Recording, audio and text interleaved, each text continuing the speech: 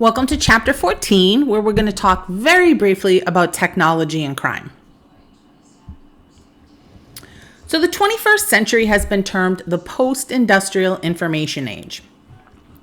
And one of the problems that this has brought with it is that technology is a double-edged sword. On the one hand, it's helping us solve crime better than ever.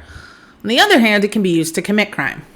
So there's a couple routes by which someone can get illegitimate access to any type of computerized information. That could be direct access, where somebody is a planted spy in a company, or you gain access through an actual employee in the company. Or you could commit computer trespass. This is where you remotely access a targeted machine.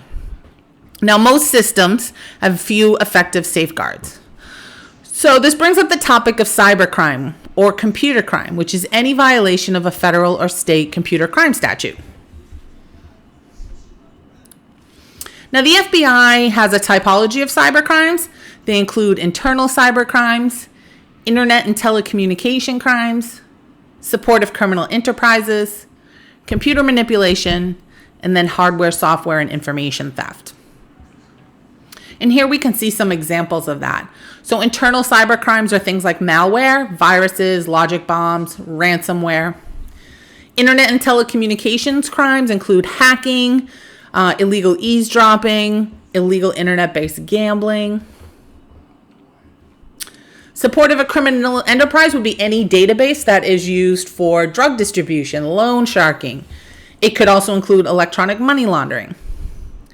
Now, computer fraud, which is computer manipulation, includes embezzlement, phishing, and electronic terrorism. And then finally, the theft of information, pirating software, theft of trade secrets, and identity theft. So how much does this happen? The global report on cybercrime tells us that it continues to increase. The most costly cybercrimes are those caused by malicious insiders. So somebody who is already on the inside of a company. And business disruption represents the highest cost. Now, another survey of 383 businesses found that the typical country lost about $4 million in each cyber attack. Now, software piracy, that's the unauthorized and illegal copying of software. If you've ever managed to get your hands on a copy of software that you didn't pay for, that normally you would have to, that's piracy. The Business Software Alliance reports that there's over $70 billion lost in software piracy in 2017. And about 1 out of 5 pieces of installed software in the US wasn't actually licensed. Now, phishing, this is an internet-based scam using official-looking email to steal valuable information. And I would bet most of you have received a phishing email before. It often claims to be a bank, or maybe it's claiming to be Netflix, and it's trying to direct you to a website that looks a lot like the real thing, but then they get you to enter your password and information.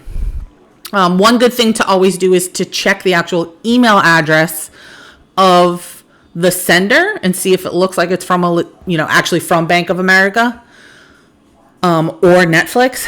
You can also then just directly go to your bank's website and see if you actually do have an issue. Now, a typical phishing scheme reaches up to 1 million email inboxes, and there's over 38,000 different phishing websites, and about 50% of them are in the US. Now, not all cybercrime is committed for financial gain. Some people just want to wreak havoc. Criminal mischief includes the creation and transmission of malware. Now, a computer virus is a program designed to secretly invade computer systems to modify the way in which they operate or alter information that they store. And here we can just sort of see the number of complaints per year and the cost of that per year. So this has been, we've attempted to address different types of cybercrime issues through the law. In 1996, we get the Communications Decency Act, and they want to protect minors. So it criminalized transmission of obscene or indecent images to anyone under the age of 18. But the Supreme Court ruled that that's actually a violation of the First Amendment of free speech. However, the Children's Internet Protection Act does require public and school libraries that are receiving certain federal funds to install pornography filters. This spares us all from being in the public library trying to do some research and the guy next to you was looking at porn. Now we have some other laws that get passed that either criminalize certain things. So the No Electronic Theft Act criminalized infringement of copyrighted material. So guys, that includes when you steal music from somewhere or steal a movie from somewhere. And the Cybersecurity Enhancement Act provided some guidelines for sentencing. The Digital Theft Deterrence and Copyright Damages Improvement Act increased damages, the amount of money somebody could recover when their copyright had been infringed upon. The Cybersecurity Enhancement Act says we have to consider the level of planning and sentencing. So if someone was particularly skillful, they could end up with a pretty lengthy sentence. And finally, the Cybersecurity Information Sharing Act facilitates sharing of information about cybersecurity threats. So that makes it easier for different criminal justice agencies to share information. Now, a computer-related crime is any illegal act for which knowledge of computer technology is involved for its investigation, perpetration, or prosecution. Computer abuse is any incident associated with computer technology in which a victim suffered loss and a perpetrator intentionally gained. This is just kind of a timeline of those laws we were just talking about. So who are cyber criminals? Well, they come from diverse backgrounds, and hackers and hacker identities are a product of cyberspace. But your typical hacker is between 16 and 25, is a male, and lives in the United States. They're a computer user but not a programmer, and they hack with software written by others. Now, their primary goal is to gain access to websites and computer networks, not to profit financially. Now, computer hacking begins in the late 1950s with the creation of the interstate phone system and direct distance dialing. And the first thing that we see happening is called phone phreaks. This is using special telecommunications access codes to avoid paying long distance charges.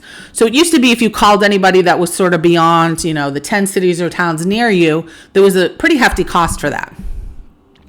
And Department of Homeland Security now looks at modern threats to things like our smartphones.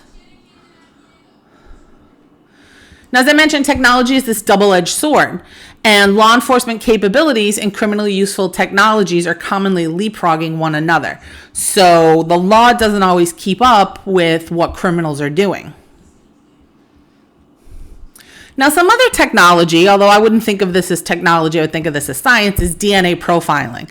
This is how we can use biological material that's found at a crime scene and look at its genetic identifiers to help identify suspects. There is a national DNA index system, so this allows those public forensic labs to electronically exchange and compare DNA profiles. So you have a DNA profile of an offender. You don't know who it is. You can run it through the system. You might get a match to another crime. Now, many different states are now routinely collecting DNA when someone is arrested.